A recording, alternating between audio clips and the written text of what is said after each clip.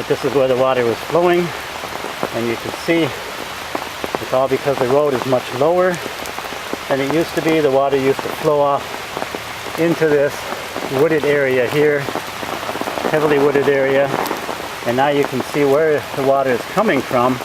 It's coming from both the side of the road, from further up, and from this driveway here, which it was pouring out of during the rain. It's a very large driveway, close to 100 feet to the right and back around to the left. But you see it's flowing from both areas, and it's flowing down and into the street, across the street where it used to stay on their side of the street. This is the Lineweber residence. So where it used to stay on their side of the street because it was their water, it now flows out into the street and to the other side. And you can see here how the water is flowing down the driveway.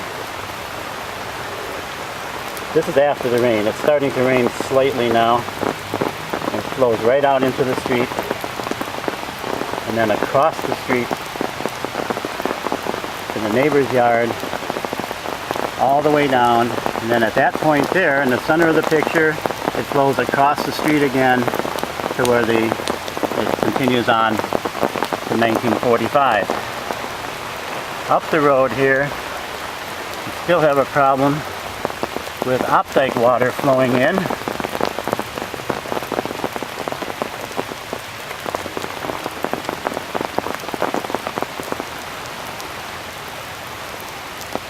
And dumping into the property here between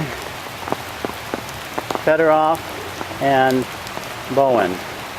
And you can see the rapid rush of water.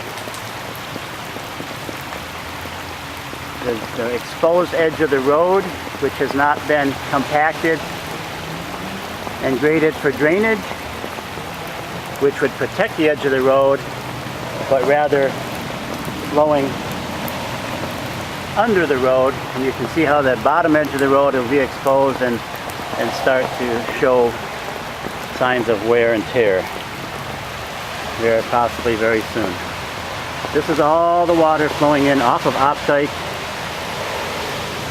As we come up here to the gate, it's an immense amount of water. You can see the dirt on the road, the mud from the flowing of the water all along the edge, all to the middle of the road, along the side.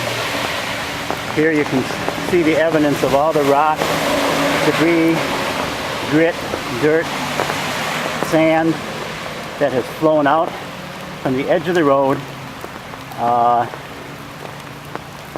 God only knows how long before this is a crater here from the water eroding it away and around the rocks and the dirt, ruining our landscaping. What kind of damage it will do to Yaffe's driveway is indeterminable at this time, but you can see how it's cooling here,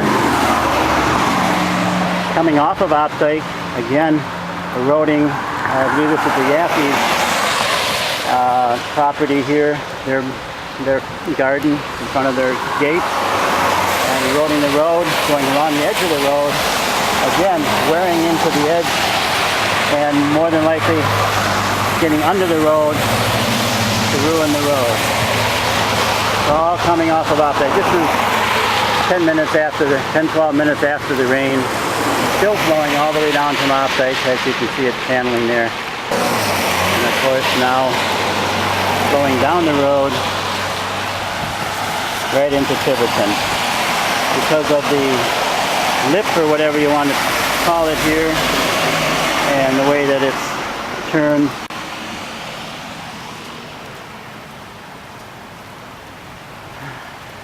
Here again you can see all the debris washed out. Long time after the rain, all this water washing down and collecting in front of the Bowen residence, across their driveway,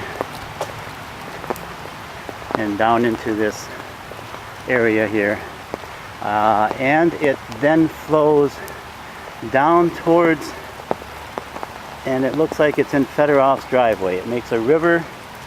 It goes through the wooded area there, all the way back there, and into their driveway, creating a flooding.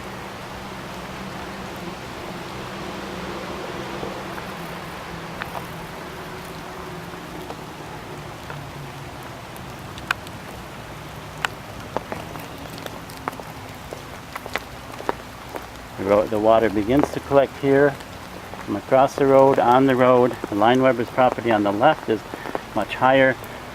The water is still flowing out of Lineweber's driveway from the residual from the rain. Between 12 and 15 minutes after the rain, you can see it's still flowing across the road and channeling here along the edge of the road, eroding the road. Nowhere to go because it was lowered so much, and all this debris on the edge of the road was piled up by the contractor as they excavated when they redesigned this part of the road.